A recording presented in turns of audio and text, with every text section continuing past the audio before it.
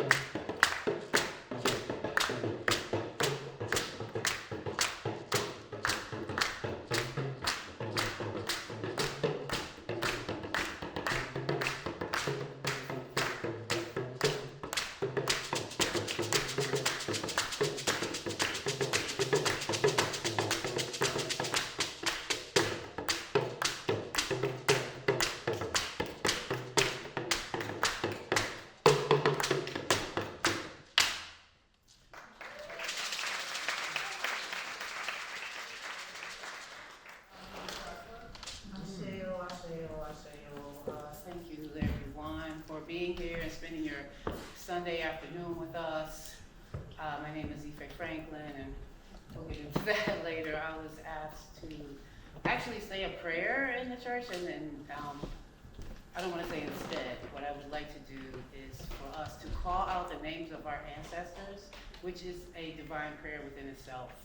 When you call out your people and you bring them to life. So I'm going to pour some water in this cup every time I hear a name, and I say Ashleigh, which is in general terms, so be it, or amen, or I heard that, or all of those particular things. So we pour the water because we want to keep the heads of our ancestors cool. So you're saying, thank you for nodding and knowing to keep your head's cool, because when your head is cool, you can make the best decisions and, keep it cool. Ashleigh. So, it may be something you've never done before, but it's just calling out the names of the people you love.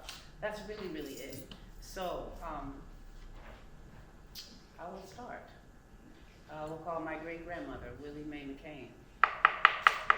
Ashleigh. I'm sorry. Mar is going to translate in Spanish, I forgot. Mar, please, thank you. Solamente que vamos a llamar ahora nuestros ancestres. Ifé va a echar un poco de agua cada vez que oiga el nombre de un ancestro familiar que ha pasado, y es para centrarnos, y el agua es para refrescar a los ancestros también. Ashe, Asheo. Please call the name of your ancestors, of your loved ones. They are waiting for you. They are waiting to hear you. Say it. Just say it out loud. They're here. Ashe, they're here.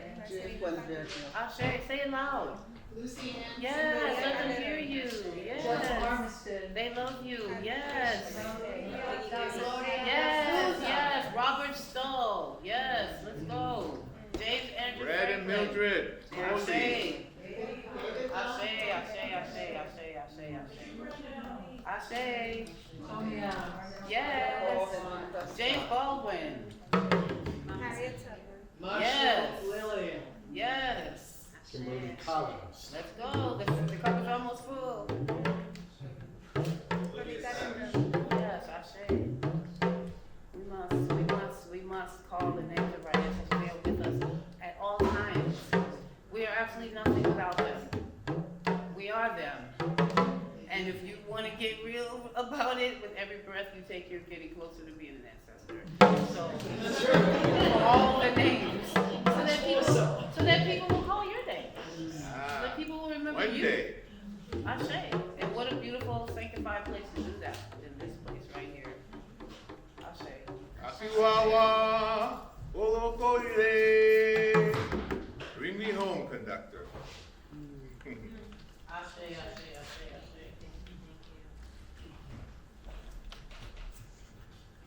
Thank you again, everyone, so much for being here. My name is Ashleigh Gordon. Just speak into this so that you can hear. My name is Ashleigh Gordon. I am a moderator for today. I am a co-producer along with Daniel Callahan over here with the MassQ Ball 2025 color that I know Taniqua had mentioned. That particular project is a beautiful expression of, I think, where I would hope we would be in 2025 in this world, where we can celebrate, where we can be joyful, where we can love, where we can be transformed into the fullness of ourselves without competition, but to do so in harmony and, again, with expressions of joy, to do it interculturally, to do it intergenerationally, to do it with laughter, maybe some tears of joy as well too, but to do it together in harmony with nature, as opposed to in competition with, but is an event that is really rooted in the visual, artistic practice that is shared across all cultures, all indigenous cultures, of using their body as a way of expressing, right, of transforming. And specifically rooted in Daniel Callahan's art practice of masking, hence the name MassQ Ball. It will involve movement, of which we have one of our artists, Parilla, choreographer and founder of Danza Organica, social justice movement organization, among many other things. It will have music, as you heard a little bit of today, with Cornell Coley, who will be doing African Drum Circle, as well as other performances, and then all kinds of activations, installations, ring shouts, among many. So free, family-friendly, and hope that you do come. As it relates to that particular event, grounded so much in culture, and specifically the culture of communities of color, as it relates to space, we wanted to sort of have an intimate fireside-ish chat with some of our artists today as a preview about what you might be able to experience at that particular event. This, I'll say personally, is really exciting for me to not only be here, but to bring all of you and 18 other arts organizations and culture bearers, inviting the Massachusetts tribe to smudge and have ceremonial land blessing, as well as about 193, last I counted, artists to be on site. All of whom are getting paid, which is really beautiful and very proud to be able to do. Yes. But it's meaningful for me as artistic director, co-founder with Castle of Our Skins in our 13th season, where our focus is celebrating Black artistry through music, and recognizing that there is so much more interconnected puzzle piecingness of celebrating Taino, celebrating West African, Ghanaian, celebrating all kinds, right? Haitian we have, and Japanese and Taiwanese and Chinese installation artists. We're stronger together, is my point. And to be able to foster that feeling and connectivity with such a project, I'm very much excited for. So, in any case, I hope you will be inspired from all of our panelists and join us on this particular event, free and family friendly. I would love to turn it over for introductions for all of you, and wonder if, instead of me sort of sharing about who you are, but in your own words, how you might introduce yourself. So, if you can share your name as a good place to start, and then also as it relates to your culture or cultures that you hold, that you bring with you into space, that you bring with you into your creative practice. We would love an introduction, however feels comfortable for you to be able to introduce yourself. Can I start with you, Mark? Hi. Is this, can you hear me? Yeah. Sakasakabo, Dak Mar Parilla, Dak Boriken Afro-Taino. Buen día. Good morning. My name is Mar Parilla. I am Afro-Taino from Puerto Rico. Boriken is its pre-colonization name. I am the founding artistic director of Danza Orgánica, and the cultures that I uphold, is that the question? The cultures that I uphold are Taino, Afro-Caribbean, and the healing Spanish presence in my blood as well. Thank you. I should say I am healing the Spanish presence in my blood. Thank you. Hello, everyone. My name is Cornell Coley, and I'm from Jamaica. I was born in Kingston, and when I was 4, we immigrated to New York and immediately to Boston. I grew up in Roxbury and started drumming in the 4th grade and just kept it up forever. When I was 19, went to college to Tufts and had a year abroad in Ghana. And they had a national dance company in residence because the president, the new president, Kwame Nkrumah, wanted that. That's where I spent all my time. So that started me indirectly, I didn't know it, but on the path to becoming a drummer. But on the way there, I wanted to be an arts administrator. I was that, and I danced in Ghana. So I danced for about 25 years, Ghanaian dance, but it let me know that something was up, because I hadn't been back to Jamaica since, and I felt so familiar. So going back to Jamaica right away, I found that there was a lot of Ghanaian influence in Jamaica, of all the African groups, because it was too close. And in being involved with that, our director, I moved to California, our director loaned us to a Brazilian man who started, he was an artist, he was a dancer and choreographer. He started a troupe with us. And that introduced me to Brazilian culture. It was wonderful. Some of us defected completely to him. And then being in the Bay Area introduced me to the Latin and the Afro-Latin world. I don't think it would have happened if I hadn't moved there, because I didn't speak Spanish. And that became a love of mine. So there's the 3 pillars, the West African and the Afro-Cuban, which was kind of the center of the Latin world over there, and musically, I know there's a lot of people from Mexico there, and Brazil. And that's what I've been holding and promoting and feeling inside my whole artistic life. And being a natural teacher, I perform and teach and put things together as administrator. And I think of the Cuban thing is also due to my mom being born and raised in Cuba until she was 16. But her family, like many Cuban families, was Jamaican. So her Jamaican father. He to settle there. So that's my story, and we'll get into it with others very soon. Thank you. I see. Peace and love. My name is Ifé Franklin. I am an interdisciplinary artist that resides in Roxbury, Massachusetts. I'm a graduate of the School and Museum of Fine Arts, Boston. Ifé Franklin's Indigo Project is the umbrella for all of the gifts that I've been blessed with. Everything is under the auspice of Ifé Franklin's Indigo Project that actually started with the focus on creating full-size slave cabins, dwellings that represented the folks enslaved and where they lived, because one of the things that Ashleigh is going to talk to us about is place.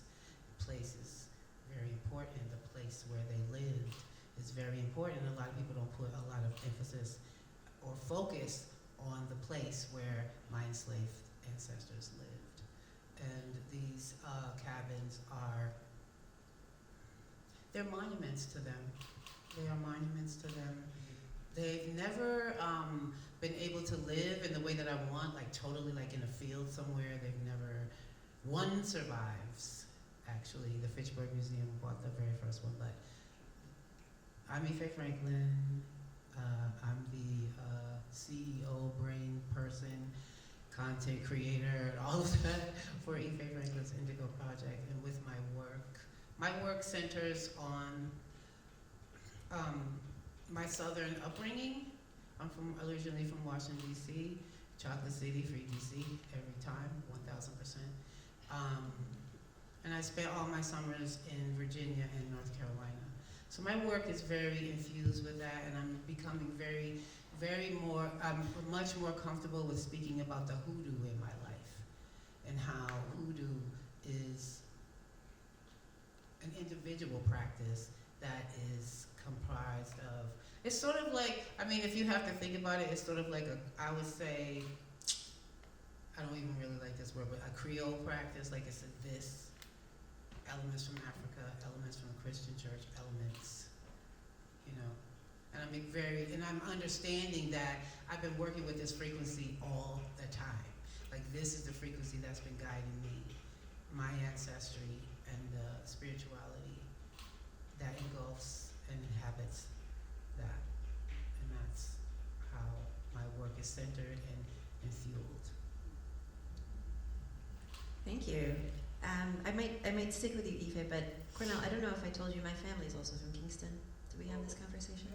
We could be related. In any case, so I bring Jamaican roots, and my Aunt Peggy and Mumsy, Uncle Barris, who I called out, hopefully are in this space today. But Ifé, if I could dig into you a little bit more around motivation, you expressed so much in what you just shared, and I'm curious as it relates to 2025 or 2020 or the 1900s, whenever. Is there a different motivation for you to create and to do what you do? Is there a different audience that you're centering? Externally, yourself, those that have passed? Does your motivation shift with the times, or is it pretty constant?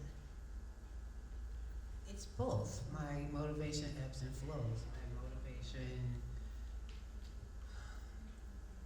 is definitely driven by the old souls. Like, that is the real deal. The ancestors are guiding this vessel that I have been blessed to have.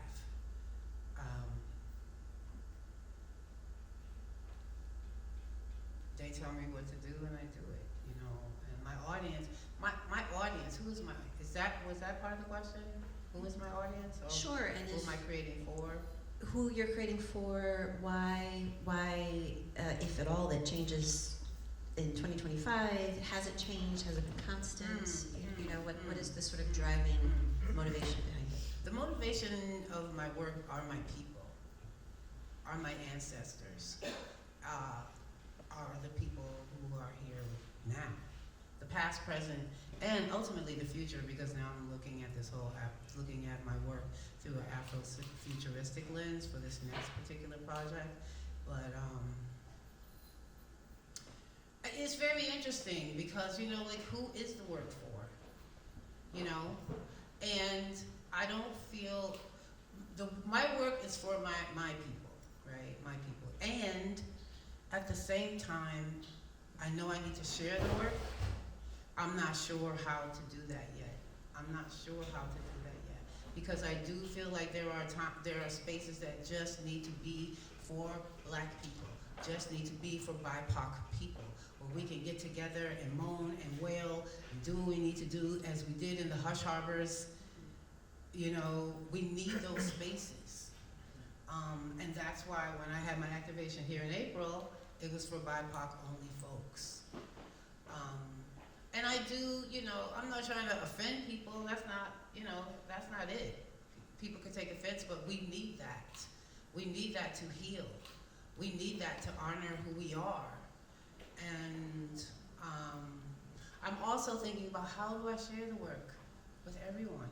How do I share the work with people who are not Black and brown, who want to know, who want to experience, who are great abolitionists? Because I'm gonna tell you, I don't need any allies in my life. I don't need any friends.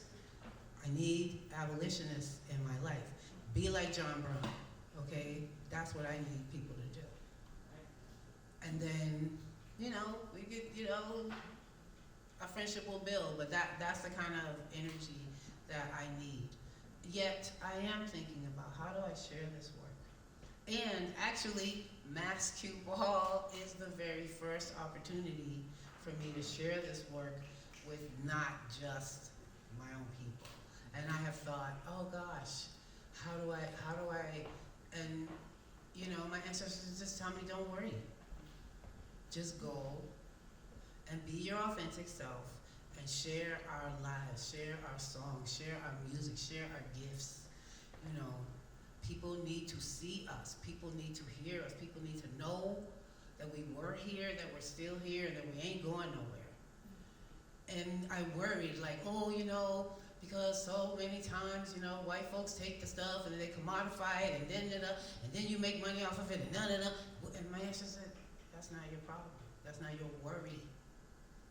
You're here, this is your mission, to carry on this work. And whatever happens, happens. You know the truth. And my grandmother used to say that. I used to get so worked up as a kid, like, I could be such an Aries. It's right, it's black and white. And she would say, why are you, you're over here like this, but the people that you're worried about are over there like this. They're chilling. So, who's winning here? So, this opportunity is a great opportunity for my growth. And I feel like that's what the work is ultimately about. It's not just about me or everyone else that I'm trying to show the work to. It's for me to be reborn. It's for me to be rejuvenated and have different thought process. Beautiful. Sorry for the long answer. No apologies needed. That was really, really rich. I might turn it over to Mar, actually, with a similar question around your motivations for doing the work that you do.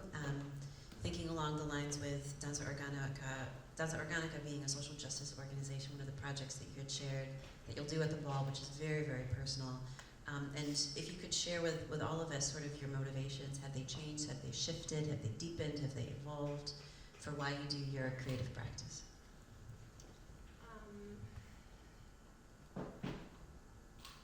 So I was born and raised in Puerto Rico. I moved to New York when I was 22 and moved to Boston in 2008. And since I was a little girl back home, having grown up in the Caribbean, I was 2 to 3 shades darker. And I was darker than all of my friends. So I was always called names, I don't want to bring it to this space, but I was always called names, racist names, for being the darkest of the group. And they would sing songs to me, and ever since I was very young.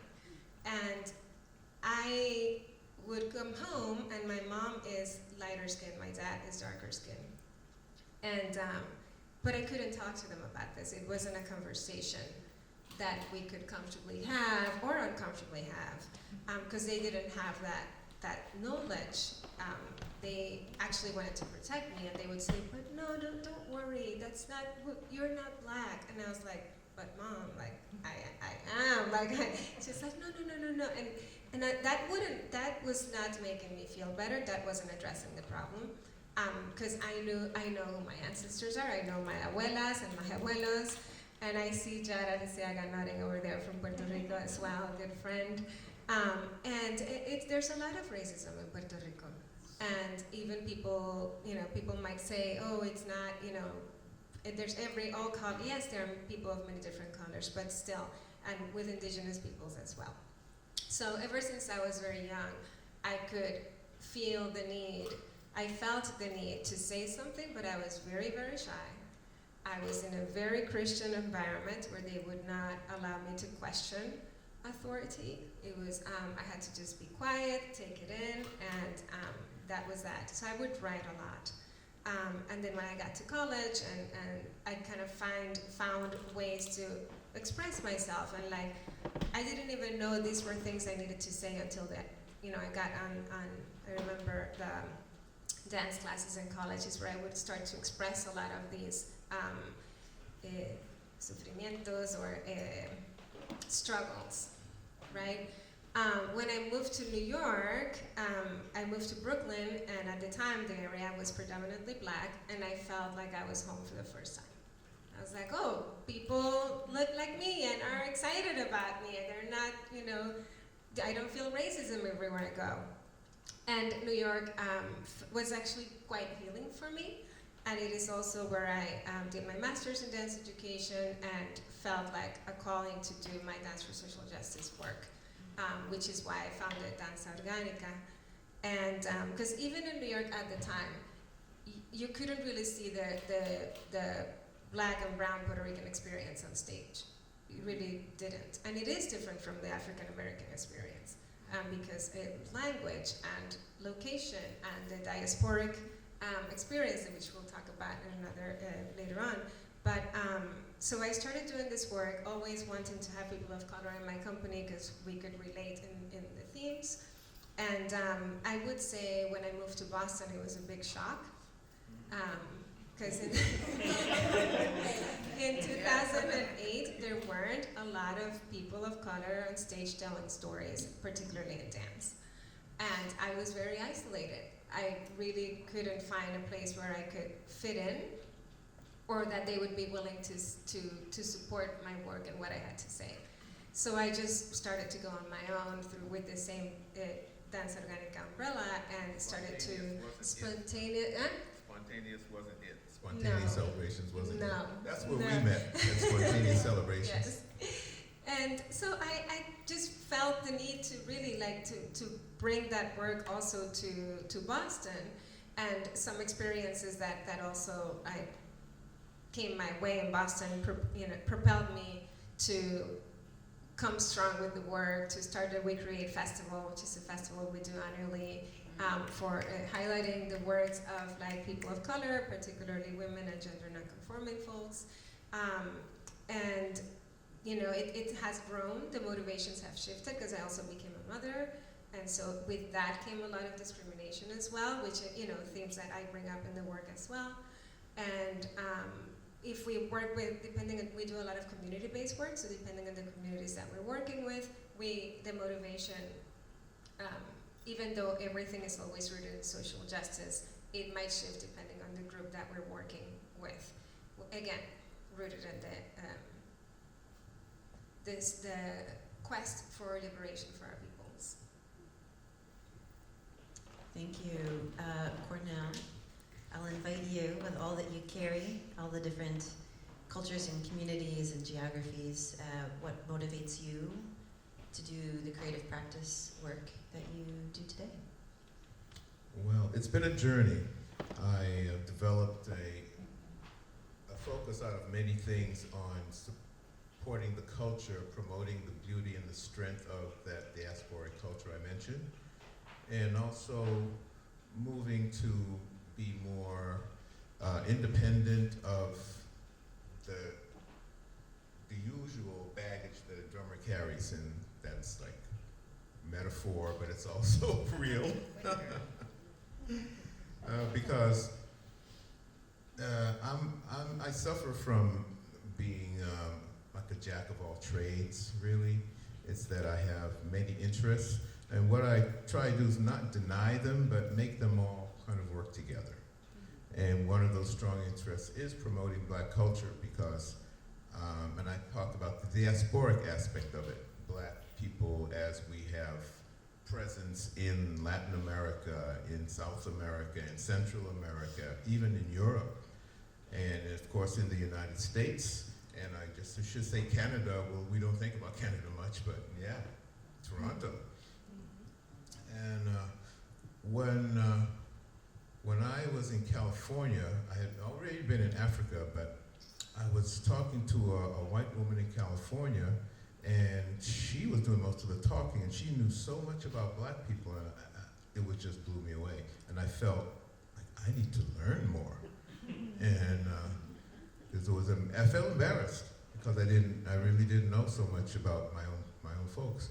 So I kept learning and learning to the point where I'm able to teach. And I really love being in those 3 troops. And I was even in a salsa group in California. And we had people from everywhere. I mean, talking about Korea, Hawaii, Panama, Mexico, Peru, white America, Sweden. We had everybody in that group, and we promoted the Latin culture. It wasn't a political group, but it was just wonderful to be with them. And what I was doing my work as a dancer because I had some health issues and I needed to get out of the rat race, which was getting on the train every morning and being in fluorescent lights and being in an office all day. So I started teaching in Western Mass, teaching dance. I auditioned for that. And it was part-time, so I was able to follow the idea I had, which I wasn't supported to be an artist as a child, and especially not a drummer. But in a way I was, because I was able to play drums after 5 years. My father bought me a drum set, and I used to practice in the house, and I lived in an apartment building, and nobody ever complained. I was in a big apartment building, everybody could hear it. And not that I was so great, but there was a lot of tolerance. So, but still, I said, I'm gonna be an entertainment lawyer. So after going to school for a bachelor's and looking to grad school, I worked for an agency that had an entertainment lawyer on board. And this was the 60s. People were protesting the system, the man, and being all for yourself. And this guy he was a Black guy, but he was all for him. And his concerns, his vacations, his clothes, his money, and I got turned off. So I said I'm going to be an arts administrator, and I went after that, and actually trained. I did a summer internship at Harvard in arts administration, six weeks. Lived there, came from California to do that, and I've held on to that direction because I am like 1 foot in business administration and 1 foot in the arts. And I don't want to deny who I am, so I keep following that. And the way I can help connect with Black folks is to put things together. That's what I have been doing most lately by choice in the Black community. In Roxbury, I've been in partnership with Hibernian Hall now for about 5 years. And I first came with 2 projects. One was the solo Latin jazz, which I did with Kenny Kozol. If you know him, he has a group called Ten Tumbao. And then I did a second one with him and Jorge Arce's niece, Sandy Marcelino. And that was called Soul Synergy. both at Hibernian Hall, and then I did a project there of my own called Rhythm Recipes, which I first put in at the Guild, and that's a black space in Dorchester for the arts and healing. And I continued on. I went to Ghana. When I turned 70, I went there for my 70th birthday, and I haven't been there 50 years. So I did a lot of posting and developed some following. Nothing huge, but still it was enough to have an audience when I came back and did an evening in Ghana at Hibernian Hall. And people really appreciated the connection of the arts with education. I had 3 workshops leading up to it that were also in Hibernian Hall, and it was a big success. Yes. Then after that, did one in Brazil, same format, music, dance, visual arts, and food. And now I'm working on one for Cuba, to be December 12th and 13th at Hibernian Hall. And we'll have the workshops on the music, dance, and the culture leading up to it. So it gives me a lot of satisfaction to be able to pull it together. You know, I dance a little bit in the show, I play percussion in the show, but I'm glad to not do anything as the years go on and just do it together. Well, maybe I'll do a little something, minimal stuff. But it gives me a lot of satisfaction to feel that this is the way I can contribute and do my art and support the community. Absolutely, and I'm hearing similar themes around this convergence, bringing peoples together, past, present, future peoples together, communities together, etc. From all of you, which is really beautiful. I share that as well too, as a musician who often would sit in the middle of sections. I like to bring things together. So, Ifé, if I can turn it to you, one thing that we have mentioned, you referenced Hibernian Hall, you referenced the slave cabins. Bringing in the place as part of that too. So people, communities, culture, and then place as another character. And if you can share, which I know you have an exhaustive amount of examples from your body of work, which are all really powerful, how place appears in your work. So that could be the physical earth, like in Cobb's Hill, burial ground, which I know you've activated, the physical structures, if you want to talk more about the slave cabins, this specific historic place where you did a Hush Arbor ring shout here in this specific place, this specific building. We'll talk more about the Arnold Arboretum as being a place, but can you share the importance of place, even what we just did about bringing the ancestors into this space, how that relates to your work? 6 minutes. It's everything. Place is everything.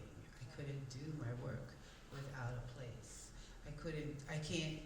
I don't want to do my work in spaces that don't feel, in places that don't have a certain feeling.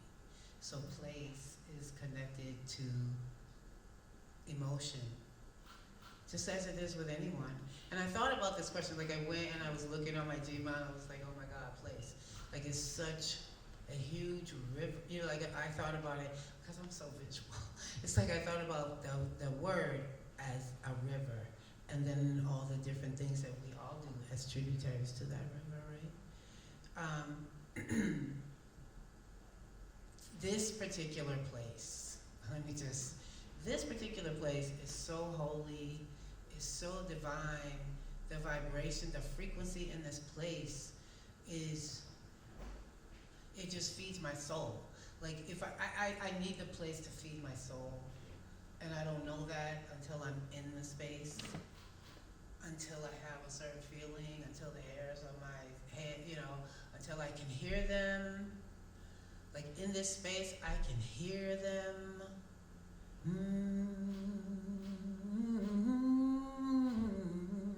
I can hear them in this space. I can feel them in this space. Oh, Lord, hallelujah. That's what this space does to me. This space, and it's wooden. The first time I came in here and I sat down, I was like, oh my God, the pews are not nailed down. This is the place for the ring shout. Hello. No, ring shouts happen in wooden space. First they happened outside, right? And then they moved them inside because that was a way to indoctrinate place, right?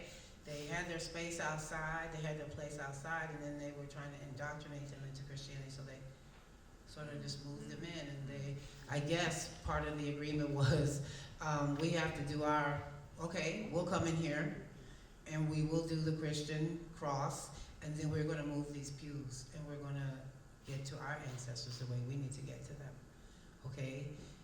And the thing is, our ancestors figured out that we can use this Christianity along with our indigenous practices to create the funk. Yes, I said it. And the funk is our language, our laughter, our food, everything, our music, the way we dress, the big old hats, them aunties wear. That is the fuel. That fuels the space, that fuels the place, right? It ignites it and sets it on fire. So place, I'll come in with a feeling, and I pray that what I bring to the space helps to raise the vibration of the space. Like I'm not coming in the space and bringing, I'm connecting with the space. I'm hoping to connect with the space. I'm praying about that. Like that's really what I want. Like at the Arboretum, we've been there twice. We've had 2 rehearsals there in the space because I need to feel it on my feet. I need to take my shoes off. I need to be in that space that is the hush harbor, that is a sanctuary. So I just feel very spiritually connected to the word space and place.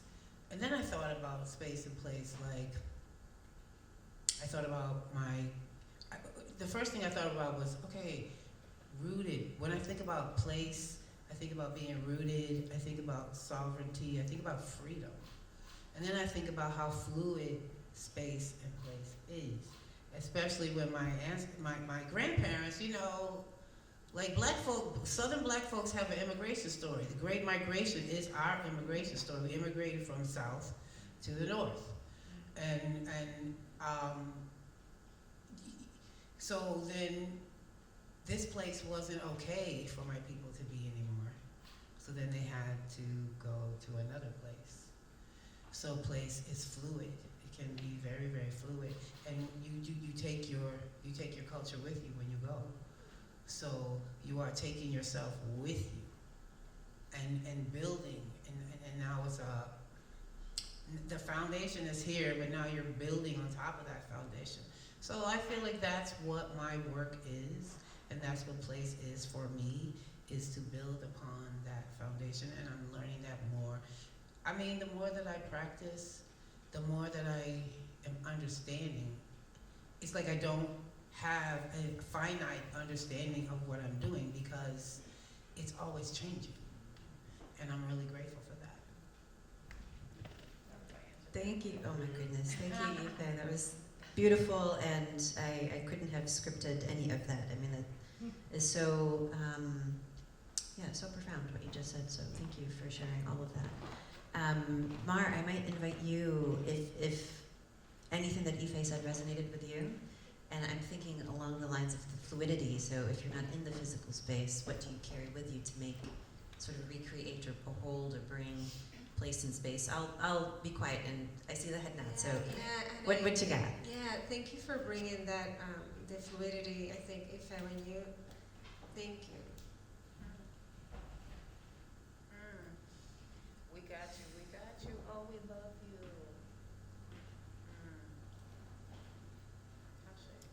So, when you talk about the fluidity of space, it just, I think of the motivation of the previous question. I think about all my ancestors and those who were forcibly moved from their country of origin in Africa to the Caribbean. some ancestors that I will never know, will never name, because I would name them abstractly, but I don't know their last names, their names. I think about, and I've done work around the things that I'm mentioning. I won't go around, won't mention every piece, but I think a lot about the transatlantic slave trade. And around 5-6 years ago, no more, like 10 years ago, I did a piece on the transatlantic slave trade called Vessel. And when I went back home, I couldn't see the ocean the same way anymore. I just couldn't, because I knew it contained the energies, the DNA of so many people that either chose to jump or were pushed off, or you name it.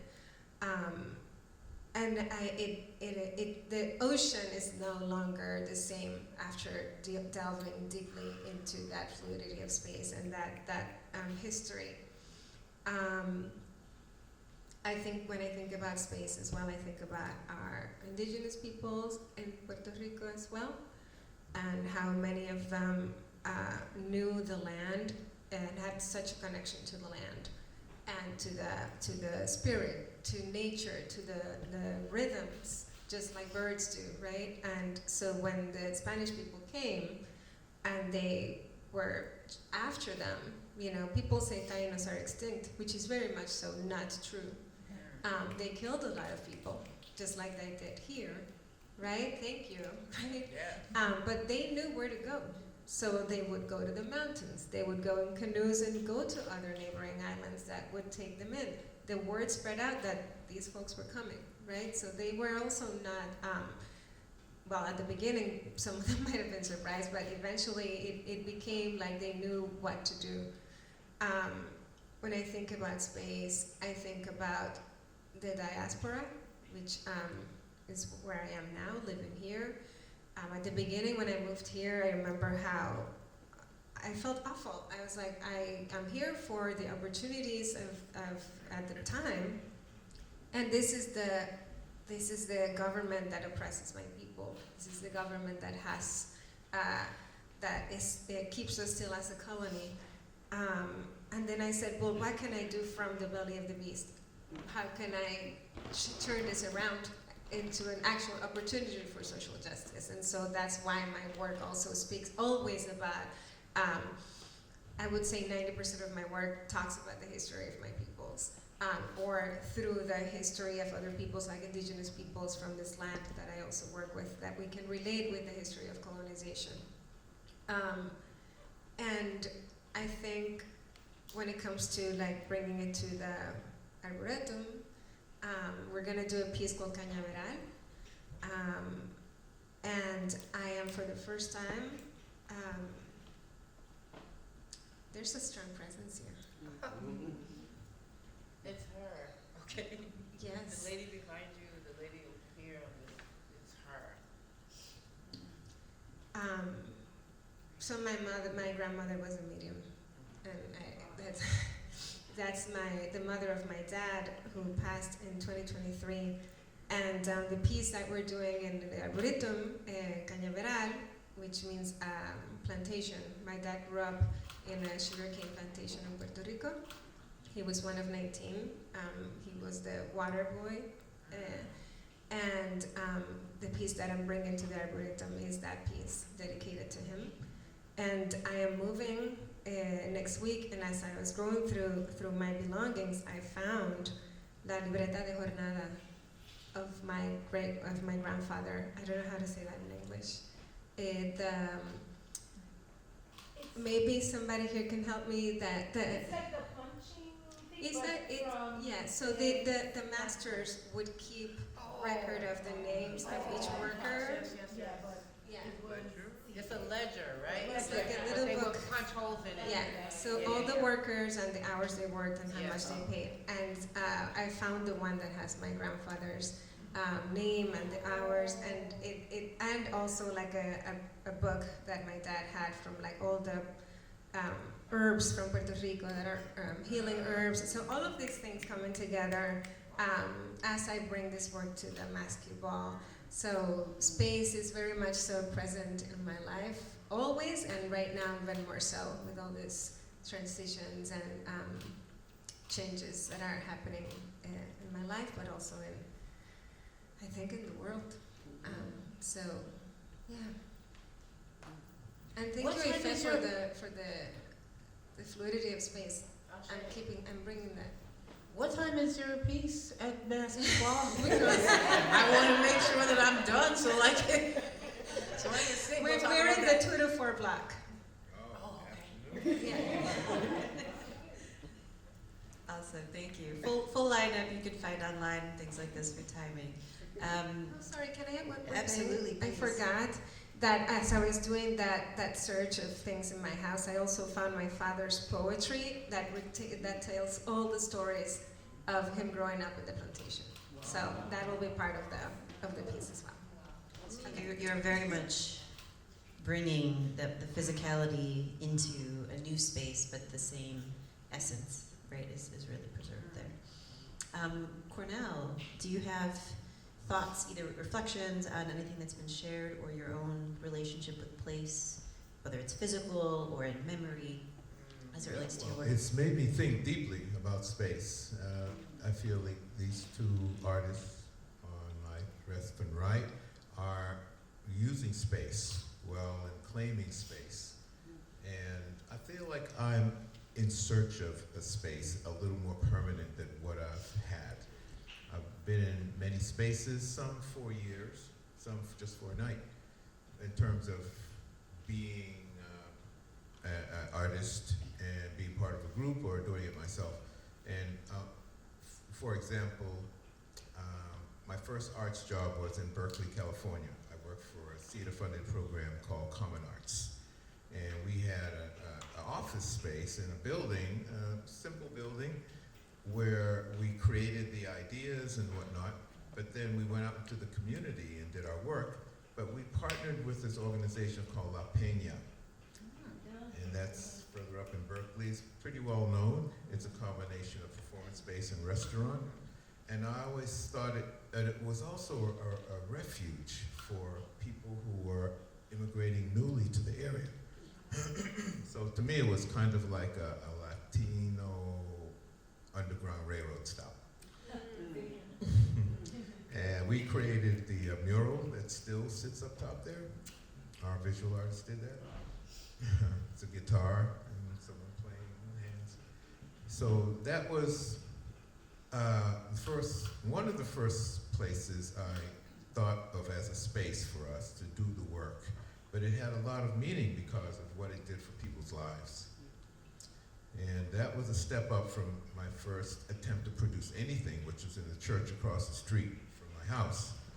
And it worked well. A church is such a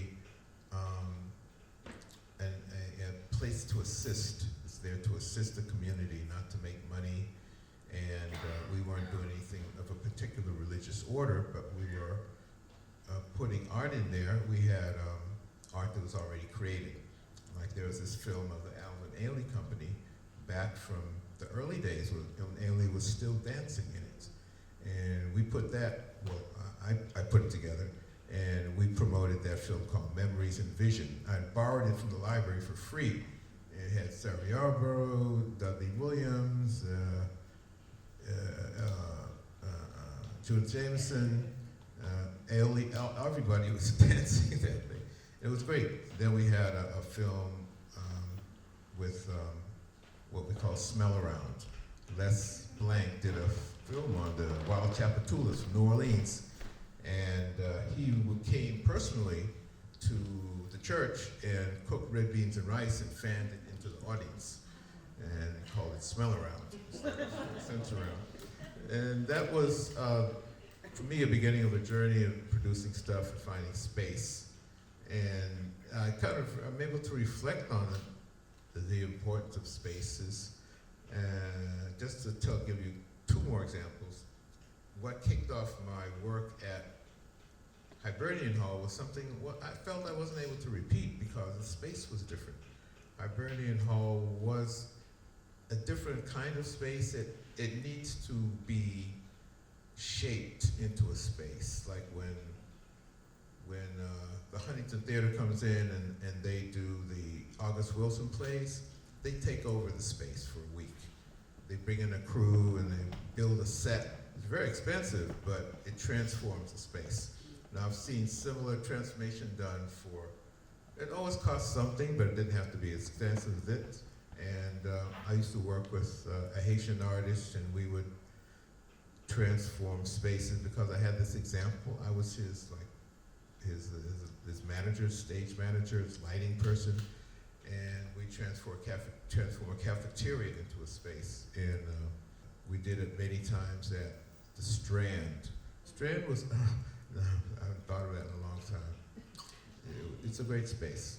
It had many leaders, and it's gone through a lot of changes, but spaces like that in the Black community are so rare.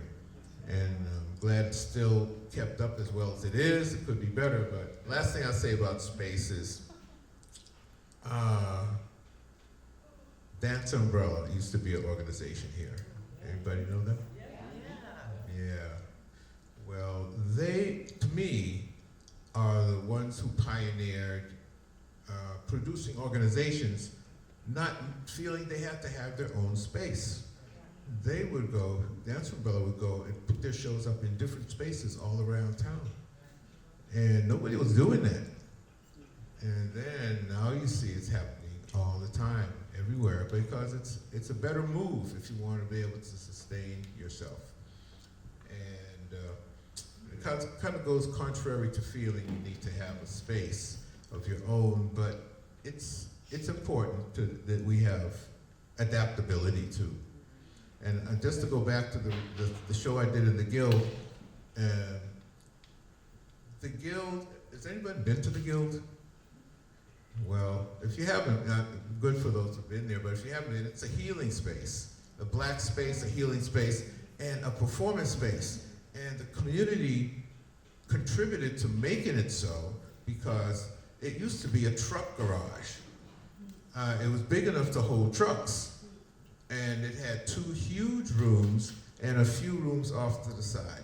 Well, folks came in there and painted the floor, they painted the ceiling, they put in trenches around the edges to allow drainage, but then they put plants around there, and they paid attention to the spiritual aspect of it. And when I was last there, they had established what looks like an Arabian tent in the middle of one of the rooms.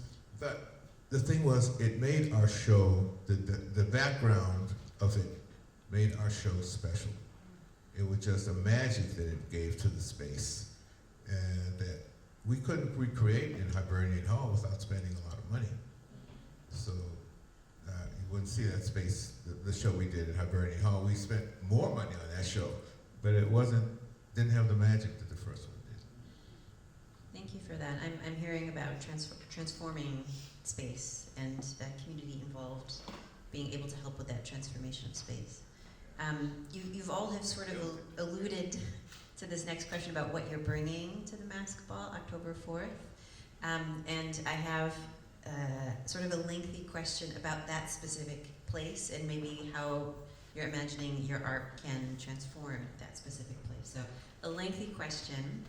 I was also hoping that we can do a little bit of Q&A, but I also told you when we would leave.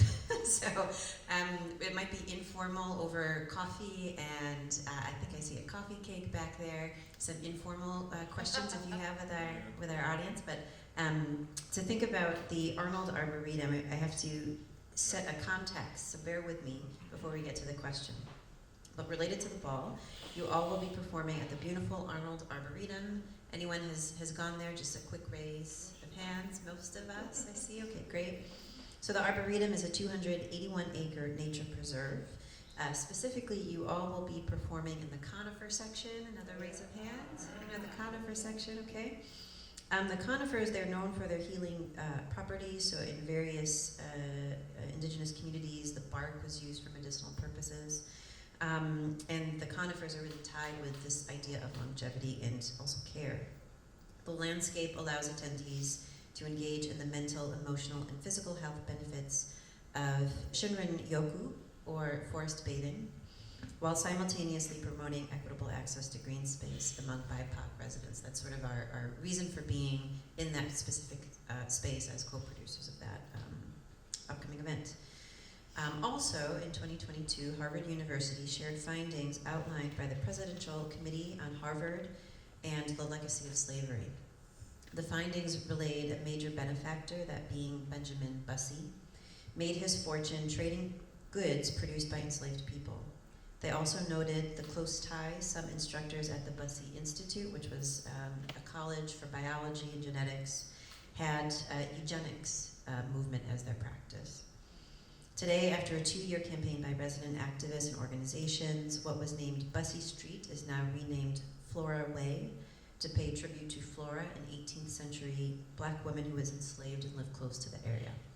That particular gate is still called Bussey Gate and will be called Bussey Gate on October 4th, although I think there is interest in renaming the gate. The Arboretum, like so many of the spaces, the physical soil that we occupy today, was originally stewarded by the Massachusetts, Wampanoag, Nipmuc, and other indigenous tribes whose land was taken by force, not by consent. So in thinking about what we're trying to do with joy and celebration and laughter and harmony, I wonder if that particular place, beautiful and ugly at the same time, that particular place of the Arnold Arboretum, healing and obviously filled with lots of memory, if that influences you, if that changes your artistic practice, if that boldens it in some kind of way, is there a difference in how you move in that space and plan to move in that space on October 4th? Open-ended and leading question. I have a lot of feelings about Flora Way. First of all, I think it should be called Miss Flora Way. And there should be some kind of plaque so that you understand why the street was changed. Who is Flora? Miss Flora, because she was never called Miss. So I think it should be called Miss Flora Way. And I know that folks did, I saw briefly, I don't know if it was in the Gazette. Okay, I'm just gonna be real. Okay, I'm just gonna be real. I just feel like the way that they did it, I don't want to use the word shady, okay, not shady. People got together, they had meetings, they did this, it's a good thing. They did not talk to community about this. They talked to certain people in communities about this, but they did not talk to the general community about this. When I heard about this, I was like, yo, we need to do a procession for Miss Flora. We need to, if nothing else, can we go tie some ribbons around there needs to be more. They did have a public, it wasn't that public. Who did they tell? I'm so disappointed with that. That's really, okay, I'm learning how to use my words. I'm very disappointed in the way that was handled, because it could have been handled in a much different way, okay? Why didn't folks in Nubian Square know about Miss Flora? Why didn't folks in Eggleston Square know about Miss Flora? And if I wouldn't have known about Miss Flora, I think somebody actually, no, I didn't even read about it. Somebody sent me a DM about it because it was, and I was like, well, who are these people? Who is this committee? So I'm looking very forward to this ring show. I'm bringing the African American ring shout to MassQ Ball, which I'm very excited about. And I'm very excited again because, I'm incorporating the Hush Harbor in in my work, right? But this is the first time I've ever done the ring shout outside the way it's originally supposed to be done. So it's just, it's like we're doing it outside, it's open to everyone. It's all these different elements, right? It's open to everyone, it's outside, and Miss Flora is going to hear us. She's going to be right there. And maybe I will, now that I'm going to dedicate this, I dedicate my set to Miss Flora.